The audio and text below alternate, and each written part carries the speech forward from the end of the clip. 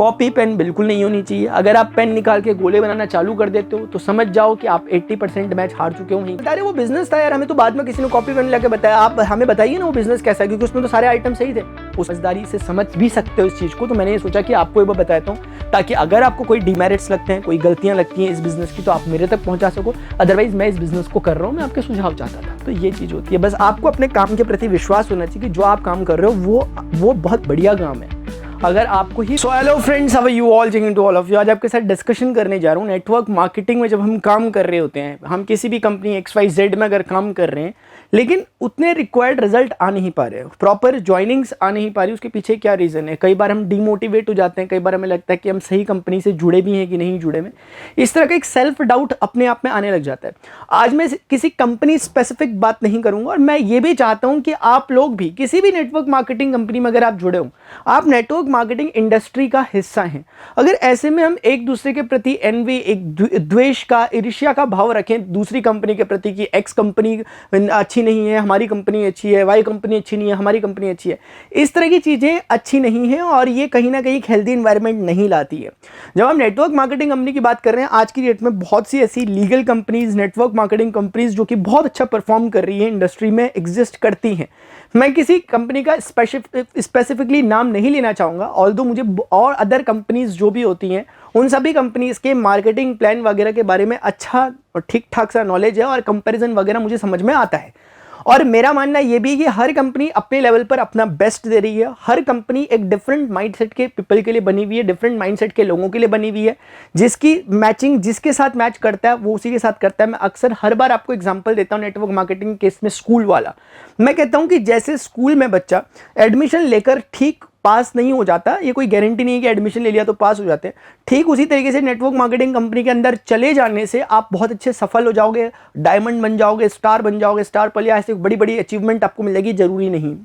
अब जैसे स्कूल अलग अलग होते हैं, वैसी कंपनीज अलग अलग होती है। अब हम ये नहीं कह सकते कि इस स्कूल में पढ़ाई अच्छी नहीं होती है, उस स्कूल में पढ़ाई अच्छी नहीं होती। हर जगह बहुत अच्छी चीजें होती है। अल्टीमेटली जैसे स्टूडेंट पर डिपेंड करता है कि वो किस तरीके से अपनी प्रोग्रेस कर रहा है, कितना मेहनत कर रहा है, कितना होमवर्क कर रहा है, कितना हार्डवर्क कर रहा है, कितना रीडिंग कर रहा है। वही सब बातें एक डायरेक्ट सेलिंग करते समय एक नेटवर्कर जो होता है, एक नेटवर्क मार्केटियर जो होता है, उस पर डिपेंड करती है। आज के इस वीडियो में आपके साथ डिस्कस करूंगा कि कौन से ऐसे डूज और डोंट्स हैं बेसिकली जो हमें करने चाहिए और नहीं करने चाहिए ड्यूरिंग जब हम प्रिपरेशन कर रहे होते हैं अपनी नेटवर्क मार्केटिंग में, जब हम फील्ड में काम कर रहे होते हैं। क्योंकि असल चीजें वहीं पर दिखती हैं।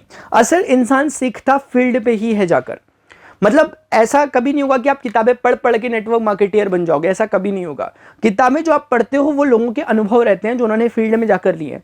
जरूरी नहीं है कि आप बुक्स पढ़ो, आप डायरेक्टली फील्ड में जाकर उस चीज को एक्सपीरियंस करो।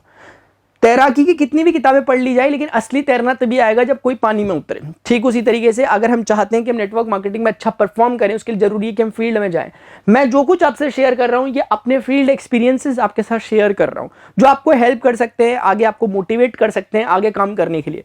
डूज एंड डोंट्स पे मैं आता हूं कि क्या डूज हैं और क्या डोंट्स हैं। डूज मतलब क्या करना चाहिए, और कई बार ऐसी चीजें जो नहीं करनी चाहिए हम कर लेते हैं, और कई बार करने योग्य चीजें हम नहीं करते हैं। बस हमें थोड़ा सा अगर इसमें थॉट्स और क्लैरिटी ऑफ थॉट्स अगर हमारे पास होगा तो हम डेफिनेटली कुछ अच्छा कर पाएंगे। सबसे पहली बात, क्या हमें करना चाहिए। अगर आप सिर्फ एक कंज्यूमर की तरह रहना चाहते हैं तो वहां पर आप सिर्फ अपनी जिस कंपनी से आप एसोसिएट हैं उसके प्रोडक्ट्स लें। प्रोडक्ट्स इसलिए ना लें कि जबरदस्ती लेना है, प्रोडक्ट इसलिए लें क्योंकि आपको प्रोडक्ट लेने आपकी मजबूरी हो रही है, इसलिए क्योंकि उसमें क्वालिटी है। प्रोडक्ट आपको सस्ते दाम में मिल रहा है, क्वालिटी प्रोडक्ट मिल रहा है, उसके बाद वो सस्ता मिल रहा है, ये दूसरी बात है। कई बार एक मिथ रहता है लोगों के मन में, अरे नहीं यहाँ तो प्रोडक्ट महंगा। महंगा नहीं सर, आपको समझना होगा कि क्वालिटी प्रोडक्ट, क्योंकि नेटवर्क मार्केटिंग कंपनीज जो भी कंपनी होती हैं वो लोग अपनी क्वालिटी के साथ कभी कॉम्प्रोमाइज नहीं कर सकते, क्योंकि अगर उनकी क्वालिटी खराब हो गई तो फिर उनके बिकने का कोई सवाल ही खड़ा नहीं होता। इसीलिए जितनी भी ऑलमोस्ट नेटवर्क मार्केटिंग कंपनीज होती हैं, जो डिसेंट कंपनीज हैं, उनके प्रोडक्ट तो बेहतरीन होते ही होते हैं, ये तो एक बात होती है। इसीलिए आपको सबसे पहली जरूरत क्या होती है कि आपको प्रोडक्ट्स की जानकारी होनी चाहिए। ये क्या करें मैं कि प्रोडक्ट्स की जो इंफॉर्मेशन होनी चाहिए वो आपके पास बाकायदा प्रॉपर होनी चाहिए। जो भी आपके प्रोडक्ट है उसकी इंफॉर्मेशन होनी चाहिए। आपके पर्टिकुलर जिस कंपनी में आप काम कर रहे होते हैं उस कंपनी की यूएसपी क्या है, यूनिक सेलिंग पॉइंट क्या है, उसका कौन सा ऐसा प्रोडक्ट है जो बेसिकली ऐसा है जिसके बारे में आपको पूरा 100% भरोसा है कि अगर ये प्रोडक्ट चले गया किसी के घर में तो वो दूसरी बार लेने इसको जरूर आएंगे। इस तरह से यूएसपी को अपनी टारगेट करना, पता करना कि हमारी यूएसपी क्या है, और उस प्रोडक्ट के बारे में इतना नॉलेज इकट्ठा कर देना कि जितना आपके सामने किसी और को हो ही ना। इस लेवल का आपका नॉलेज होना चाहिए। तो सबसे पहली बात आपको ये करनी चाहिए। दूसरी बात क्या करनी चाहिए कि जब भी हम कभी जाएं, जब भी हम कभी क्योंकि प्रोडक्ट की इंफॉर्मेशन आपको अच्छी है, अब आप जब किसी से मिलने की कोशिश कर रहे हो तो जो अप्रोच करने का तरीका होना चाहिए वो थोड़ा सा डिसेंट होना चाहिए, अच्छा होना चाहिए, एक वेल मैनर्ड होना चाहिए, एक वेल बिहेव्ड होना चाहिए। ऐसा नहीं होना चाहिए कि आप किसी से बहुत रैंडमली, बहुत उतावलेपन में ऐसा लग रहा है कि आपकी बिल्कुल ट्रेन छूटी जा रही है, इस तरह से मिल रहा है, ये करते हैं तो बहुत गलती होती है। इसलिए जो अप्रोच का तरीका होना चाहिए दैट शुड बी गुड। मतलब आप किसी से अगर अप्रोच कर रहे हो किसी को तो उनको अप्रोच करने के डिफरेंट वे हो सकते हैं। कॉलिंग वगैरह से आप उन्हें अप्रोच करें, उनको इनवाइट करें, सेमिनार वगैरह में बुलाएं, इस तरह के काम आप कर सकते हैं। लेकिन अगर मैं प्रैक्टिकली आपको बोलूं, किसी भी व्यक्ति को सीधे डायरेक्ट सेमिनार में बुलाना उतना ज्यादा फायदेमंद नहीं है। किसी केस में हो सकता है, कभी कोई बहुत भव्य सेमिनार अगर हो रहा हो और आपको वो आज ही कल में मिले तो आप उन्हें डायरेक्ट सेमिनार में भी बुला सकती हैं, और वो अगर आ गए तो बहुत अच्छी बात। लेकिन जरूरी होता है कि पहले आप उनसे पर्सनल कांटेक्ट करें, क्योंकि क्या होता है कि लोगों को एक मिथ रहता है, लोगों को क्लैरिटी नहीं आती कि ये है क्या चीज। नेटवर्क मार्केटिंग मतलब क्या, हमें क्या करना है, लोग जोड़ने क्या करना है। आपको जबकि क्लैरिटी होनी चाहिए कि ये चक्कर है ही नहीं लोग जोड़ने का। इसमें दो चीजें होती हैं, इधर कंज्यूमर और दूसरा होता है आपका नेटवर्कर। कोई कंज्यूमर बनकर ही खुश है तो उसे वहीं पर खुश रहने दें, आपका बिजनेस ऑटोमेटिकली उससे भी बढ़ ही रहा होता है कहीं ना कहीं। तो इसीलिए आपको अप्रोच जब करना है, कॉलिंग आपकी प्रॉपर होनी चाहिए। अगर आपको आइडिया नहीं है किस तरह की कॉलिंग होनी चाहिए, मैं नेक्स्ट वीडियोस पर बनाऊंगा कि किस तरह से हम कॉलिंग में अप्रोच करें किसी व्यक्ति को, ताकि उन्हें सुनने में रूड ना लगे, उन्हें सुनने में ऑकवर्ड सा ना फील हो, उन्हें एकदम से एब्सर्ड सा ना लगे सुनने में जब आप कुछ कह रहे हो। कॉलिंग में ही कई बार क्या होता है, first impression is the last impression. आपने कॉलिंग ही की और कॉलिंग ही आपकी अच्छी नहीं है बाई चांस, तो फिर आपकी बहुत ज़्यादा जो चांसेस है वो कम हो जाते हैं इस बात के कि वो आपसे पर्सनल मीट करेंगे। क्योंकि अगर वो पर्सनली मीट कर रहे हैं इसका मतलब उन्हें आपका पहला अप्रोच पसंद आया कॉलिंग वाला, तो ये फिर एक अच्छा बात होती है। इसलिए अप्रोचिंग के तरीके बड़े मायने रखते हैं कि आप किस तरह से अप्रोच कर रहे हैं। इसमें कभी भी हमें उतावलापन नहीं रखना। जो मैं यहाँ पे नहीं रखने वाली बात कर रहा हूँ उसमें हमें क्या नहीं करना, हमें उतावलापन सा नहीं रहना, उतावला नहीं रहना है। एक बात, not in Hari and worry, हमें ना तो हरी में रहना है ना वरी में रहना। हमें ऐसा नहीं कि बहुत चिंता हो रही है कि अगर ये नहीं हो हमारे पास हुए तो हमारा क्या होगा, इनकी तो बहुत अच्छी पहचान है, ऐसा कई बार लगता है, लेकिन कुछ नहीं मायने रखता है यहाँ पर। Not in Hari and worry, आपको ना तो हरी में रहना, ना जल्दबाजी में रहना, ना चिंता में रहना। आपने अपना काम करना है और आपका काम सिर्फ इतना है कि आपको प्रॉपरली उन तक अपनी बात को पहुंचाना है, कन्वे करना है। आपको उसमें क्लैरिटी है, कॉन्फिडेंस है, इसीलिए सिर्फ। इसलिए हरी एंड वरी नहीं रहना, हरी एंड वरी में आपको नहीं रहना, ठीक है। एक बात आपको यह समझ में, इसमें आपको नहीं रहना। अगली बात, जब आप किसी से मिलते हैं तो यह हो सकता है कि आपका अच्छा नॉलेज हो, उसके बावजूद भी थर्ड पार्टी अप्रोच मायने रखता है। थर्ड पार्टी अप्रोच का मतलब यह है कि आप अगर जाकर ना किसी चीज के बारे में अपने मुंह से मियां मिट्ठू बनना आपने सुना होगा। जब कोई अपनी तारीफ अपने मुंह से ही लगातार करते रहता है, भले ही वो कितना भी अच्छा क्यों ना हो, लेकिन उसका इंप्रेशन अच्छा नहीं जाता। अगर कोई एक बहुत बड़ा योद्धा है, बहुत बड़ा फाइटर है, और वो अपने मुंह से ही अपनी तारीफें करने में लगा, तो कहीं ना कहीं वो नहीं है फाइटर, ये सच बात है, वो बहुत अच्छा योद्धा नहीं है। फिर जो अपने मुंह से, अगर आपको किसी की तारीफ तीसरे व्यक्ति के मुंह से सुनने को मिल रही है आपके कानों तक, तो आपका भरोसा बनता है। आप बोलते हैं यार वो उसकी तारीफ कर रहा है, तो एक बात बनती है ना। तो कोई सेलिब्रिटी है, कोई एक्टर है, एक्ट्रेस है, वो अगर अपनी तारीफें खुद करने लग जा रहे, हम ये वो नहीं। आप जब अपने फ्रेंड से सुनते हो कि अरे यार वो मूवी बहुत अच्छी थी, तो आप कहीं ना कहीं उसके बारे में आप फैसिनेट होते हो। तो थर्ड पार्टी अप्रोच बहुत मायने रखता है, ना केवल यहां बल्कि हर जगह। इसीलिए थर्ड पार्टी अप्रोच की कोशिश करें कि जब भी आप कभी किसी से मिल रहे हो तो थर्ड पार्टी अप्रोच करें। अपने पंडित जी कहा करते थे, सतीश पंडित जी कहा करते थे थर्ड पार्टी अप्रोच के बारे में, वो कहते थे कि एडिफिकेशन बहुत जरूरी है अपने अपलाइन का। जब आप कभी किसी से मिलने जा रहे हो तो हो सकता है आप अपने साथ किसी को लेकर जा रहे हो जो कि आपके अपलाइन हो, या फिर हो सकता है आप किसी व्यक्ति के थ्रू उनसे मिल रहे हो, तो ये अभी आपके लिए एज अ थर्ड पर्सन है। तो आपको इन्हें कैसे एडिफाई करना है, इनको कैसे एडिफिकेशन करना है, किस तरीके से इनकी प्रॉपर्टीज को सामने वाले तक पहुंचाना है कि आपके साथ जो व्यक्ति आपसे मिल रहे हैं ये इतने आम नहीं है, मतलब इनका मिलना इतना आम नहीं है कि किसी से भी मिल जाते हैं। ये रियलिटी भी होती है कई बार कि हमारी अप्लायंस होती है इतनी बिजी होती है कि हमें उनका शेड्यूल लेना पड़ता है, टाइम एक हफ्ते पहले पूछना पड़ता है, और उसके बावजूद भी सामने वाले व्यक्ति को कुछ नहीं पता। तो ये आपकी जिम्मेदारी है कि उन्हें एडिफाई करें। आप उन्हें बताएं कि इनका ये है, इनका ये ब्यौरा इनका ये है, इस तरह से ये बिजनेस में आरसी में या जो भी आपकी नेटवर्क मार्केटिंग कंपनी है उसमें ये काम करते हैं, इस तरीके से ये बिजनेस को कर रहे होते हैं। उनको एडिफाई करने की कोशिश करें, झूठी तारीफ करें ऐसा मैं नहीं कह रहा। मैं कह रहा एटलीस्ट जो उनके बारे में उनका वर्क प्रोफाइल है वो सामने वाले तक पेश जरूर करें।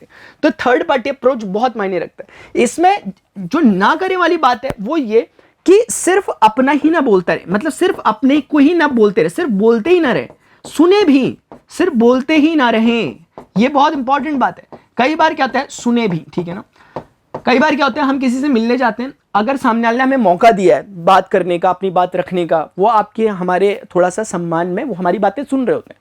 और कई बार क्या होता है हमें बोलते बोलते रस आ जाता है, हमें इतना रस आ जाता है कि हम दूसरे को सुनने की कोशिश ही नहीं करते कि वो क्या बोलना चाहता है, बस हम अपने में ही लगे रहते हैं। या फिर कई बार क्या होता है कि हम कभी सामने वाले में काउंटर किया, मान लिया हम किसी प्रोडक्ट के बारे में कोई इंफॉर्मेशन दे रहे हैं और किसी कारण से वो मिस इन्फॉर्मेशन है, किसी कारण से आप जो इंफॉर्मेशन दे रहे हो वो गलत है, या फिर उसमें कुछ सुधार की जरूरत है, या कुछ भी उसमें कुछ अपडेट आए हैं बीच में, आपको नहीं पता, लेकिन जिन व्यक्ति को आप बताने गए हैं उन्हें पता है, उन्होंने आपको टोका, और इस बीच में अगर आप वहां पर क्रॉस क्वेश्चनिंग में उलझ जाते हो, अगर आप काउंटर करने में अपने आप को रह जाते हो, तो ये एक बहुत गलत सिंबल होता है। ऐसा आपको नहीं करना। आप उन्हें ऐसा कह सकते हैं कि सर या मैम, आज तक मेरी जानकारी में ऐसा नहीं था, मेरी जानकारी में जो था मैंने आप तक वो कन्वे किया, लेकिन जैसा कि आप कह रहे हैं तो आप कह रहे होंगे तो सही कह रहे होंगे, मैं इस बात को थोड़ा सा पुख्ता कर लूंगा बाद में, और मैं इसे अपनी जानकारी में अपडेट भी करूंगा। इस तरह की बातें अगर आप कहते हो तो कहीं ना कहीं ये बताता है कि यार ठीक है, आप में ये कैपेबिलिटीज हैं, आपकी एबिलिटीज हैं कि आप अपनी गलतियों को सुधारते हो। इससे होता कुछ नहीं है, सामने वाले पे एक पॉजिटिव इंप्रेशन जाता है कि ये बिल्कुल हट्टे किस्म के इंसान नहीं है, बिल्कुल प्रैक्टिकल टाइप के इंसान है जो समझते हैं बात को कि हाँ गलती किसी से भी हो सकती है। इस तरह का आप काम करें। उसके बाद जब आप किसी से मिल रहे होते हैं, उस समय मिलते समय आपने अपना प्रोडक्ट वगैरह दे दिया। पहले बार जो यहाँ पे मैं लिख देना चाहूंगा, जो मैं सबसे इंपॉर्टेंट पॉइंट यहाँ पे लिखना चाहूंगा वो ये कि मार्केटिंग प्लान कभी शो मत करें। अभी आपको सुनने में बड़ा अजीब लग रहा होगा, कभी ना शो करें। आपने आज तक सुना होगा, सब कहते हैं कि मार्केटिंग प्लान शो करो शो करो, लेकिन मैं जो आपको कह रहा हूं, मुझे नहीं पता कौन सी किताब में क्या लिखा है, मैं प्रैक्टिकल अपने अनुभव के आधार पर कह रहा हूं। आप पहली मीटिंग में कभी भी किसी से मार्केटिंग प्लान को शेयर ना करें, कॉपी पेन ले जाकर बातचीत शुरू ही ना करें। आपके पास जो चीज़ होनी चाहिए दिखाने के लिए वो सिर्फ प्रोडक्ट होने चाहिए, कॉपी पेन बिल्कुल नहीं होनी चाहिए। अगर आप पेन निकाल के गोले बनाना चालू कर देते हो तो समझ जाओ कि आप 80% मैच हार चुके हो वहीं पर, क्योंकि ये तरीका ही नहीं है। मैं खुद अपने को जब रख के देखता हूँ उस स्थिति में, तो मैं पाता हूँ कि अगर मुझे कोई आके पहले दिन ये समझाने लगे तो मेरा इंटरेस्ट नहीं आएगा। पर्सनली मैं अपनी बात कर रहा हूँ। तो ऐसा ही आमतौर पे 80-90% लोगों के साथ होता है, वो नहीं इतने इंटरेस्टेड होते कि आप क्या कहने वाले हो पहले दिन मार्केटिंग प्लान, क्योंकि आमतौर पे हम जिनसे मिलते हैं वो लोग मतलब ऐसे होते हैं कि वो कुछ ना कुछ अपने काम वगैरह कर रहे होते हैं, बस उन तक हम एक प्रोडक्ट की जानकारी पहुंचाओ, उन्हें एक्स्ट्रा ना लगे। क्योंकि पहले दिन आप उन्हें प्लान दोगे, ऐसा नहीं है कि वो अपना काम धंधा जो कुछ कर रहे थे वो छोड़ के आपके साथ शुरू हो जाएंगे पहले दिन से, ऐसा कभी नहीं होगा। इसीलिए वो इतने इंटरेस्टेड नहीं होते, वो उसको अपने मेन वर्क के तौर पर नहीं लेते। लेकिन जब आप उन्हें इंट्रोड्यूस करते हो, प्रोडक्ट्स एक गेटवे होता है बिजनेस के अंदर लाने का, अपनी कंपनी के अंदर लाने का। जब आप उन्हें लाते हो, उनका धीरे धीरे इंटरेस्ट होता है, वो खुद आपसे किसी दिन बोलेंगे कि आप हमें मार्केटिंग प्लान समझाओ। वो उस दिन मजा आता है जब कोई सुनने को खुद तैयार होता है, तो आपका बोलना सार्थक होता है। इसीलिए मार्केटिंग प्लान को आप बिल्कुल शो ना करें। मैं तो यहाँ पे बिल्कुल बोलूंगा कि स्ट्रिक्टली शो ना करें पहले दिन, सिर्फ प्रोडक्ट पर बातचीत रखें। कई बार मेरे साथ ऐसा हुआ कि मैं लोगों को बता के आ गया, लोगों को पता ही नहीं चला कि मैं किसी कंपनी के बारे में उन्हें बात करके आया। उन्हें लगा कि मैं कोई सोशल अवेयरनेस बढ़ाने के लिए या फिर कोई हेल्थ के प्रोडक्ट्स की जानकारी देने के लिए उनको आया था, उन्हें पता ही नहीं चला कि बिजनेस था। और मैं इसे एक अच्छा अचीवमेंट मानता हूँ, ऐसा होना भी चाहिए।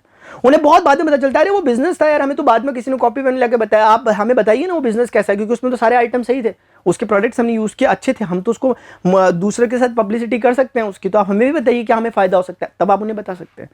इसीलिए पहले प्रोडक्ट पर ज़्यादा से ज़्यादा आपका विश्वास रहेगा, तभी बातें होगी। अगली बात जो इसमें होती है वो ये होती है कि फॉलोअप बहुत ज़रूरी होता है। आपने किसी के साथ मिले, आपने 1 घंटा अपना भी और 1 घंटा उनका भी इन्वेस्ट किया। 1 घंटा उन्होंने भी आपकी बात सुनने में लगाया, 1 घंटा आपने भी उनकी बात सुनने में लगाया। उन्होंने आपको चाय पानी पिलाई, बिस्किट खिलाए, बहुत कुछ करा, इन्वेस्टमेंट हुआ काफ़ी। लेकिन इस इन्वेस्टमेंट का रिजल्ट कब आएगा? रिजल्ट तब आएगा जब वो आपके साथ जुड़ेंगे। जब वो आपके साथ जुड़ेंगे कहने का मतलब है आपका हिस्सा बनेंगे, आपके नेटवर्क का हिस्सा बनेंगे, आप दोनों मिलकर अच्छा काम करेंगे फ्यूचर में। वो तभी हो पाएगा जब आप अपनी जिम्मेदारी को निभाओगे, जिसे कहते हैं फॉलोअप। फॉलोअप कहा जाता है अंडर 24 आवर्स, 24 to 48 आवर्स के अंदर हो जाना चाहिए। और मैं कहता हूं कि 24 घंटे के अंदर लगभग हो जाना चाहिए, किसी सिचुएशन में 48 घंटे के अंदर होना चाहिए। कभी कुछ परिस्थितियां ऐसी बन जाती है। फॉलोअप का मतलब होता है कि सामने वाले व्यक्ति से बिल्कुल शालीनता के साथ इस बात का पता करना कि आपने जो बातें उनसे कही थी उस पर उनके क्या विचार हैं, क्या उन्हें कुछ समझ में आया। ऐसा कभी ना कहें कि आप जुड़ जाएं, ये भी कभी मत कहें, बिल्कुल ना कहें कि आप जुड़ जाएं, आप डॉक्यूमेंट्स भेजें, केवाईसी अपडेट करते हैं, बिल्कुल ना कहें। उन्हें आप थोड़ा पेशेंस से काम लें, थोड़ा धैर्य के साथ काम लें। शुरुआत में उन्हें ना, अगर आपने 1-2 महीना उनको सिर्फ प्रोडक्ट यूज़ करने में भी लगा दिया, अपनी आईडी नंबर से ही उनको प्रोडक्ट भी दे दिया, that is more than sufficient. कोई जरूरत नहीं है केवाईसी इकट्ठी करने की, कोई फायदा भी नहीं है उसका, उससे गलत इंप्रेशन जाता है। हम पहले दिन जाकर ही सामने वाले बंदे से कहते हैं केवाईसी दो, केवाईसी दो। नहीं, मैं तो अपने जिनसे मिलता हूं उनको इतनी फ्लेक्सिबिलिटी देता हूं, मैं कहता हूं कि आप फॉर्म अपने उसमें खुद भरो, मैं आपको गाइड करूंगा, अपने मोबाइल में ही भरो, आपको इवन डॉक्यूमेंट मुझे भी मत भेजो अगर आपको भरोसा नहीं है तो। फिर लोग आमतौर पे भेज देते हैं, लेकिन मैं एक बात कह रहा हूं, आप कोशिश करो कि उनके ही मोबाइल में भरवाओ, ताकि उन्हें एक सेफ्टी लगे कि यार मेरे डॉक्यूमेंट कहीं जा नहीं रहे, ऑल्दो कुछ होता नहीं है उससे, लेकिन स्टिल मैं कह रहा हूं। तो इसीलिए फॉलोअप करना बहुत जरूरी होता है। आप फॉलोअप करके सामने वाले व्यक्ति से उनकी राय जान सकते हैं, उनसे जबरदस्ती ना करें।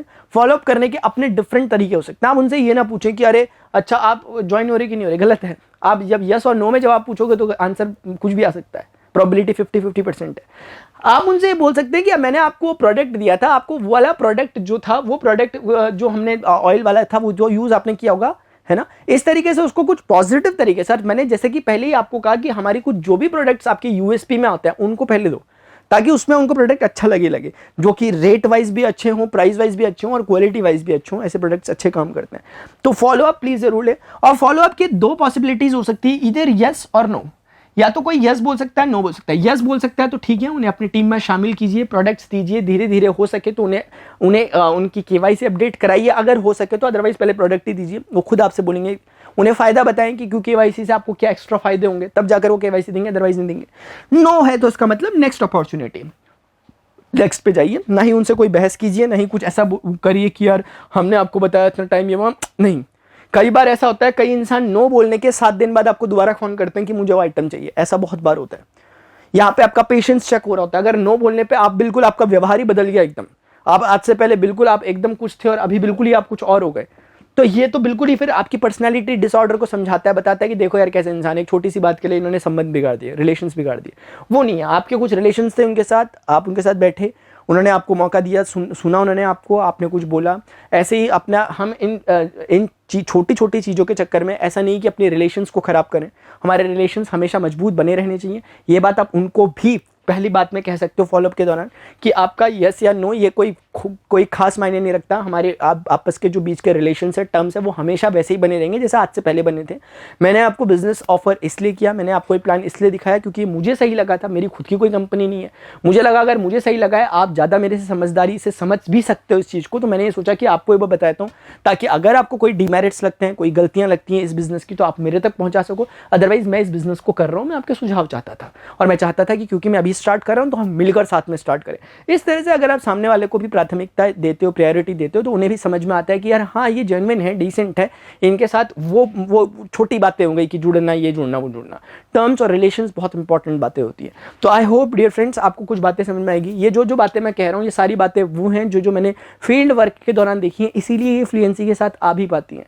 तो कोई किताबों में पढ़ी हुई बातें नहीं होती कि कुछ पढ़ा और आपको सुना दिया आकर के, और उससे कुछ होता भी नहीं। मैंने तो कई बार किताबों में ऐसा पढ़ा है कि आप 10 लोगों के पास जाओगे और 2 लोग आपके साथ जुड़ेंगे, 2 लोग आपके साथ ज्वाइन करेंगे, लेकिन मेरा प्रैक्टिकल अनुभव जो है वो ये है, अपने बिग ब्रदर के साथ, अपने बड़े भैया के साथ, वो अनुभव ये है, उनके मार्गदर्शन में उन्हीं के साथ सीखा हुआ हूँ, इसीलिए वो ये है कि 10 में से 9 लोग यस करते हैं और प्रॉपरली जुड़ते हैं। ये मेरा पर्सनल अनुभव है, पर्सनल, ठीक है, मैं कोई हवा में बात नहीं कर रहा। वो जो एक व्यक्ति नहीं जुड़ते उनको वो मुझे याद भी नहीं है कौन है वो, लेकिन कई बार ऐसा हो जाता है कि कुछ लोग बिल्कुल ना पर टिके रहते हैं, आप बदल ही नहीं सकते उन्हें, आप उन्हें बिल्कुल नहीं बदल सकते।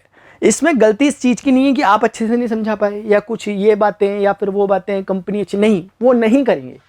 वो पहले से वो कान बंद करके बैठे हैं अपने, वो सुन ही नहीं रहे आपकी बात, वो सिर्फ एक बात का माला जप रहे हैं, वो है नहीं, नो, बस वो आपकी टेस्टिंग कर रहे हैं। तो उनको हम साइड लाइन करेंगे, कोई दिक्कत नहीं है, उनके साथ टर्म्स रिलेशंस वैसे ही बने रहेंगे जैसे पहले से बने हुए थे, लेकिन 10 में से 9 बाद में इन फ्यूचर कभी ना कभी वो खुद आ जाएंगे, वो हमें टेंशन नहीं है। 10 में से 9 का एवरेज रहता है, आप यकीन करें या ना करें, लेकिन ये 10 में से 9 रहता है। ये तभी रहता है जब आप इन चीज़ों को प्रॉपर्ली फॉलो करते हो, आपको अपने प्रोडक्ट में कॉन्फिडेंस रहता है, और ये चीज़ें जब आप करते हो तो सामने वाला आपसे जुड़ने में भी उन्हें अच्छा लगता है, क्योंकि कौन नहीं चाहेगा कि ऐसे व्यक्ति के साथ जुड़ना जो कि उनको मोटिवेट कर रहे हो, जिनको देख के उन्हें लग रहा हो कि यार हाँ यार इनके साथ जुड़ा जाए तो अच्छा कुछ हो सकता है।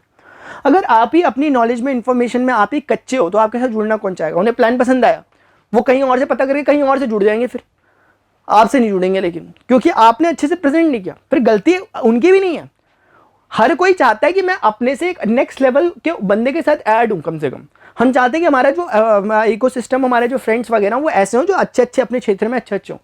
कोई भी, वैसे ह्यूमन टेंडेंसी, ह्यूमन साइकोलॉजी है कि कोई भी अपने से नीचे वाले स्तर में, चाहे बौद्धिक स्तर पे हो, नहीं जुड़ना पसंद करता है। आमतौर पे लोग सोचते हैं यार कि इससे मुझे क्या मिलेगा, ये तो मेरी चीजें ले लेगा, लेकिन मुझे इससे क्या फायदा होगा। कहीं ना कहीं पूरा का पूरा जो सिस्टम होता है हमारा, जो सोशलॉजी, जो हमारी सोशल सिस्टम है, वो भी कहीं ना कहीं एक फायदे की नींव पर टिका हुआ है कि मुझे इससे क्या मिलेगा, किस तरह का मुझे इससे फायदा होगा, मुझे किस लेवल पे, किस टर्म्स पे मुझे इनसे प्रॉफिट मिलने वाला है। जरूरी नहीं है प्रॉफिट पैसों का हो। प्रॉफिट होता है, कोई बोलेगा मुझे इंटेलेक्ट बनूंगा, मैं इनकी तरह, मुझे इनकी इंटेलिजेंस पसंद आई, मैं वैसा बनूंगा, मुझे इनका हाजिर जवाबी पसंद आई, मैं वैसा बनूंगा, मुझे इनका बोलने का तरीका, कम्युनिकेशन स्किल्स पसंद आए, मैं वो बनूंगा। तो इस तरह से लोग अपने आप को रिलेट करते हैं, कहीं ना कहीं वो सोचते नहीं है, ये ऑटोमेटिकली विद द फ्लो होता है। तो होपफुली डियर फ्रेंड्स, आप लोगों को समझ में आया होगा कि नेटवर्क मार्केटिंग में अगर हम जा रहे हैं तो हमें पहले कभी भी माइंडसेट ये नहीं रखना है कि हमें लोगों को जोड़ना है। वैसे तो जोड़ना बहुत अच्छी बात होती है, मैं हमेशा लोगों को कहता हूँ जब भी मिलता हूँ, वो कहते हैं कि वही है क्या जोड़ने वाला, मैं कहता हूँ बिल्कुल जोड़ने वाला है, तोड़ने वाला तो नहीं है ना, कम से कम जोड़ने वाली चीज़ है। कितनी बढ़िया चीज़ है बताइए आप।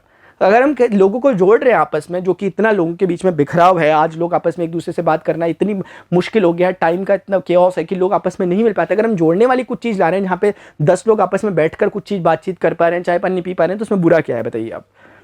ये तो बहुत अच्छी बात है, तो आप बहुत सोशल वर्क कर रहे हो, एक तरह से समाज सेवा का काम कर रहे हो। तो ये चीज़ होती है, बस आपको अपने काम के प्रति विश्वास होना चाहिए कि जो आप काम कर रहे हो वो बहुत बढ़िया काम है। अगर आपको ही विश्वास नहीं है तो दूसरा तीसरा के कुछ भी बोलेगा और आप उनकी बातों में आकर के डिमोटिवेट हो जाओगे, सेल्फ डाउट आप में क्रिएट हो जाएगा। मुझे लगता है कि अभी तक की जो बातें मैंने आपसे कही उससे जरूर आपके मन में कुछ तो मोटिवेशन आया होगा, कुछ तो आपको समझ में आएगा कि हम एक बहुत अच्छी चीज़ के साथ काम कर रहे हैं, बहुत अच्छे उद्देश्य के साथ अगर हम काम कर रहे हैं। और डेफिनेटली हम चाहते हैं कि पैसा कमाना कोई गलत बात नहीं है, लेकिन सही तरीके से पैसा अगर कमा रहा है कोई इंसान, बहुत अच्छी बात होती है। गलत तरीके से पैसा कोई कमाए वो बड़ी गलत बात होती है। और अगर हम सही तरीके से काम करेंगे, डेफिनेटली एज अ रिवार्ड हमें पैसा, इनकम, ये सब भी आएगा, और वो आना भी चाहिए। अभी के लिए डियर फ्रेंड्स इतना ही। अगर आपको ये वीडियो इन्फॉर्मेटिव लगा, प्लीज़ नीचे कमेंट सेक्शन में जरूर बताएं। आपके कमेंट्स बहुत वैल्यूएबल होते हैं, मैं उन कमेंट्स को जरूर देखता हूँ, पढ़ता हूँ, मैं रिप्लाई करता हूँ।